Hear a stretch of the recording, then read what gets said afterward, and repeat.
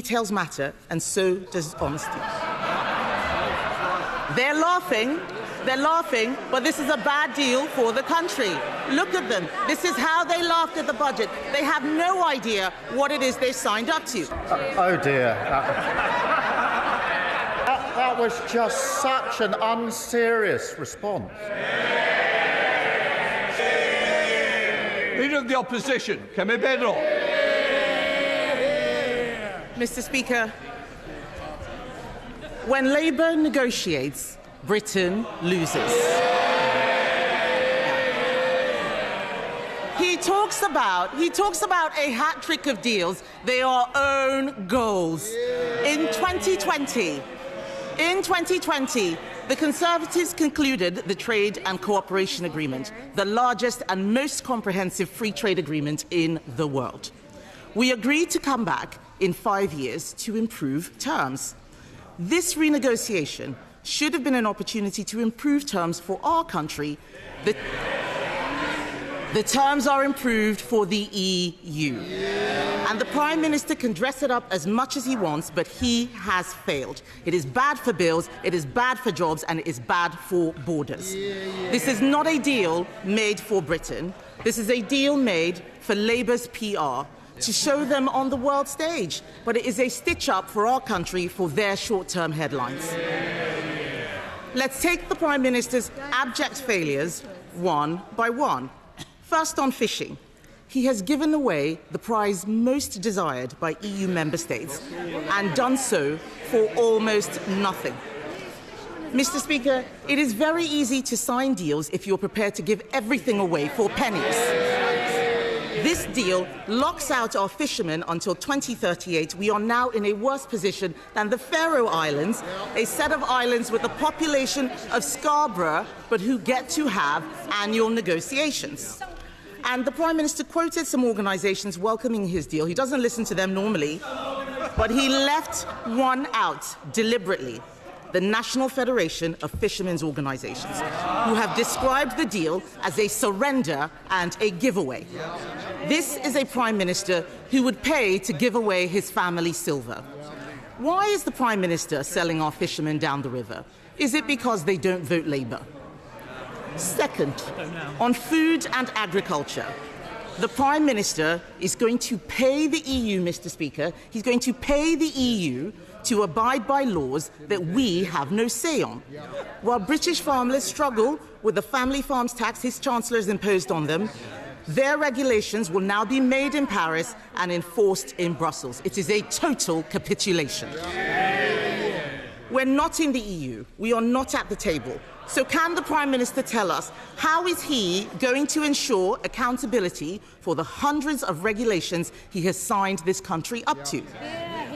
Third, on energy, the Prime Minister has shackled us to the EU's emissions trading scheme.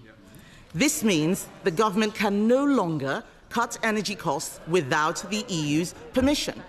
It will also unravel parts of the India FTA he's just negotiated. This isn't a technicality, it is a betrayal. The House should be in no doubt. This means higher bills, more pain and less flexibility. Fourth, on his own manifesto promises, the Prime Minister said that we would not rejoin the single market. He promised no new payments, that he would protect British interests. That promise has lasted about as long as his commitment to protect pensioners' winter fuel allowance. He said whatever was needed to win power, Mr. Speaker, and now he'll say whatever is needed to keep it, even if it means selling out our sovereignty, our businesses and the public. The truth is that most of what was announced yesterday was not a deal. There was no binding agreement on anything. Most of the items outlined are simply agreements to enter into further discussions we are already having. The Prime Minister is boasting that we will now avoid airport queues because we'll get access to EU e-gates. It sounds great, except it isn't true. Some airports already allow it. This deal does not guarantee it anywhere. Each country still has to agree. And that, Mr. Speaker, sums up this deal perfectly. It is a lot of spin to disguise the terrible substance.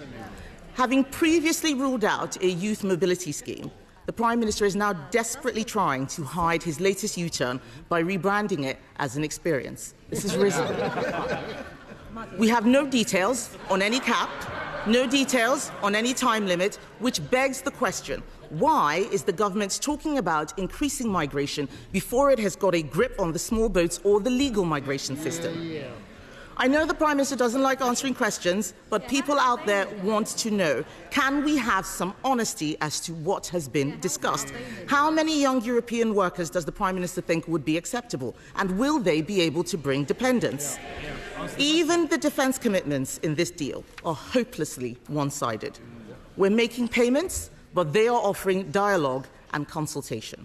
This is a pitiful return for the country that leads NATO in Europe with troops on the ground in Estonia defending our allies. Can the Prime Minister tell us why there's not a single word in his statement about the money we will now be sending to Brussels? And can he set out how much those payments will cost taxpayers? Mr. Speaker, in government, details matter, and so does honesty. They're laughing, but this is a bad deal for the country. Look at them. This is how they laughed at the budget. They have no idea what it is they signed up to. He said he would stay out of the single market. He's going into the single market for agri-food, electricity and energy. He said he'd stay out of the customs union, but he is accepting EU tariff rules. How does he plan to stop the EU changing them to our disadvantage? He has no idea, neither do any of them. Because the British people know, Mr. Speaker, when they are being misled. They know that headlines fail. He didn't listen to the CBI on the jobs tax. He didn't listen to the FSB on the family farms tax. This deal has already unravelled. The damage is becoming clear. The political consequences will be huge. And here he is, trumpeting his success. And when he stands up in a moment, he'll deflect, he'll dismiss, he'll distract. But we all know the truth. This was a fiction of a speech, a fraud of a deal, a failure of a Prime Minister.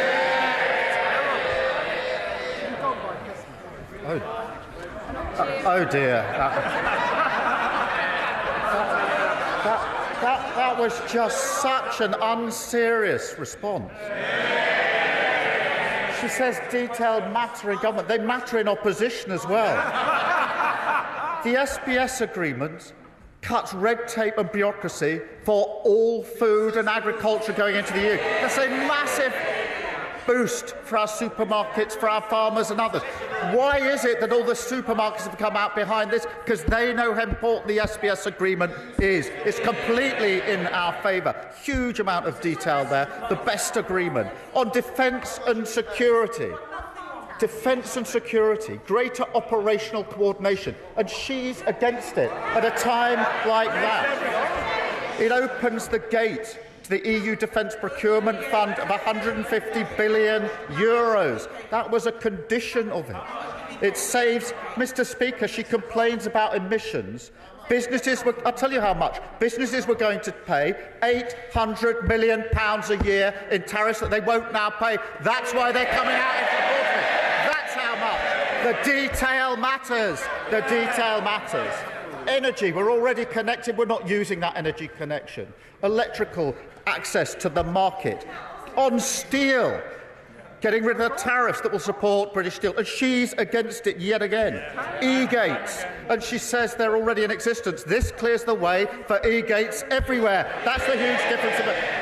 And if any of them doubt that, they should travel through a border today and see the long queues. And law enforcement, better operational working with Europol, and she's against it. Information sharing on facial mapping, dealing with criminal records, and she's against it. She's absolutely unserious. She's also against the India deal, which of course does huge things for trades like whisky, where their only concern is whether they can produce enough. They've been absolutely clear about supporting the India deal, a deal they tried to do, and she now says she's against it. The US deal, which saved thousands upon thousands of jobs in car manufacturing, and JLR. I don't know whether she had the chance to do that trip to JLR, but she really ought to before she responds like that again. The US deal that reduces tariffs on steel so our steel can be sold into America, and she's against it and supports our whisky and gin. Mr. Speaker, she is against every single deal. She's the only ex-Trade Secretary who is against every single deal. This deal has been welcomed broadly because they're good deals. Now, let me turn... Oh, Mr. Speaker, you don't get a great long list of endorsements from all of the business associations, all of the companies. It's just they're so unserious that they're lost. They're lost into a descent in the abyss. They used to be a proud party of trading agreements. They have slid off into the abyss. That's where they are. And, Mr. Speaker, on fishing, none of the rights negotiated by the party opposite have been removed. None of the rights. No change to access to coastal communities, the same as before. No reduction in the British quota or increase in EU quota, same as before. Reciprocal arrangements, same as before. What is new, Mr. Speaker, is the SPS agreement for the first time and permanent. They were unable to do this. That reopens the EU market for shellfish and makes it much easier to sell British fish into our largest trading partner. And, Mr. Speaker, that's hugely significant because 72% of British fish is traded into EU markets. It's now easier to do that. And we're backing that with £360 million for our fishing and coastal grants. Mr. Speaker, she talks about the youth experience scheme. It is a capped scheme. It is time limited. It is capped. It's time limited. It is balanced. Mr. Speaker, on relation to standards, the truth is this: we are currently aligned in our standards. We just don't get the benefit of it. We want to continue to have high standards, and that's what the British public want, and that's what this deal delivers. We will have a role in shaping any future rules, and application of them is specifically subject to our constitutional arrangements. We will have a process in this Parliament to apply the rules. But let's be clear, we are already applying those rules at the moment. We're just not getting the advantage. This strips that away. It's good for our country, good for our economy. And it's a shame that she can't stand up and support it. Chairman of the Trade and Industry Committee.